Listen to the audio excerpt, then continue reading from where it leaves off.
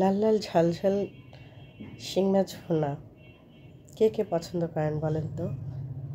যদিও আমি শিং মাছ খুব একটা পছন্দ করি না, তবে এই ভুনাটা আমার ভীষণ ভালো লাগে। তো আজকে আপনাদের সঙ্গে আমি সেটাই শেয়ার করব। প্রথমে আমি মাছগুলোকে কেটে রগগুলো ভালোভাবে পরিষ্কার করে খুব ভালোভাবে ধুয়ে পানি ঝরিয়ে আমি লবণ, হলুদ এবং মরিচ মেখে 10 মিনিট রেখে দিয়েছিলাম, যাতে মশলাগুলো মাছের ভিতরে খুব ভালোভাবে প্রবেশ করে, অর্থাৎ ম্যারিনেটটা খুব যেন ভালো হয়। তারপরে আমি একটা ফ্রাই প্যানে তেল গরম করে তাতে মাছগুলো 10 মিনিট পরে আমি এগুলো ভেজে নিলাম। আর মাছটা একটু হালকা লাল করে ভেজে নিলে ভালো হয়, তাহলে টেস্টটা ভীষণই ভালো আসে। অনেক মাছ ভুনাতে যেমন আমরা মাছটা একটু কম ভাজি, যেমন কই মাছ, পাবদা মাছ, এগুলো ভুনা করতে গেলে দেখা যায় যে হালকা করে ভেজে নিতে হয়।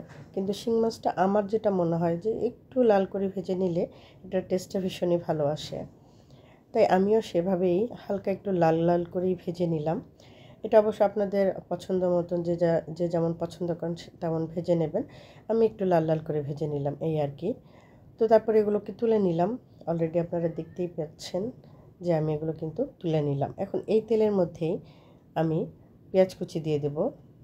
পেঁয়াজ কুচিটা দিয়ে আমি এখন পেঁয়াজ কুচিটাকে একটু ভেজে নেব, হালকা করে একটু ভেজে নেব কিছুটা সময়। তারপরে এর মধ্যে আদা পেস্ট এবং রসুন পেস্ট দিয়ে দিলাম। দিয়ে কিছুটা সময় আমি এটাকে ভেজে নেব, সাথে লবণও দিয়ে দিয়েছিলাম যাতে মশলাগুলো পুড়ে না যায়। লবণটা দিলে মশলাগুলো খুব সফট হয়ে আসে এবং পুড়ে যায় না। এরপরে ভেজে নেওয়ার পরে আমি এখানে হালকা করে হলুদ এবং একটু ঝাল ঝাল যেহেতু এটা, তাই একটু বেশি করে গুঁড়া মরিচ দিয়ে দিলাম। এখন একটু ভেজে নিয়ে তারপরে এর মধ্যে আমি জিরার গুঁড়ি অ্যাড করে দিলাম। এখন আবারও একটু ভেজে নিয়ে এরপরে আমি এখানে একদম দিয়ে দিলাম গরম পানি, ফুটানো গরম পানি দিয়ে মশলাটাকে খুব ভালোভাবে পানির সঙ্গে মিশিয়ে নিয়ে এখন আমি এটাকে একদম কষিয়ে নেব। খুব ভালোভাবে এটাকে কষিয়ে নেব, একদম যতক্ষণ পর্যন্ত তেল উপরে চলে না আসে সেই পর্যন্ত এটাকে ভেজে নেব। তারপর আমি এখানে পরিমাণ মতো পানি দিয়ে আবারও মশলাটাকে খুব ভালোভাবে জাল করে নেব।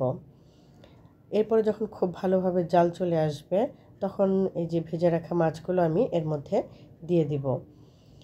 আর দিয়ে দেওয়ার পরে মাছগুলোকে খুব ভালোভাবে এই ঝোলের মধ্যে আমি রান্না করে নেব। এটা একটু সময় নিয়ে করতে হবে। আপনি একটু মিডিয়াম হিটে যদি এটা রান্না করেন তাহলে মাছের ভিতরে মশলাটা খুব ভালোভাবে ঢোকে। ঝোলটা যখন কিছুটা কমে আসবে সেই পর্যায়ে এখানে অ্যাড করে দিলাম আমি কাঁচামরিচ। এখানে অবশ্যই কাঁচামরিচটা অ্যাড করে দেবেন, এতে ফ্লেভারটা অনেক ভালো আসে। এবং যদি ধনেপাতা থাকে অবশ্যই অ্যাড করে দেবেন। আমার কাছে ছিল না তাই অ্যাড করতে পারিনি। একদম ঝোলটা যখন মাখা মাখা হয়ে আসবে তখন নামিয়ে পরিবেশন করুন। খুবই মজার শিং মাছ।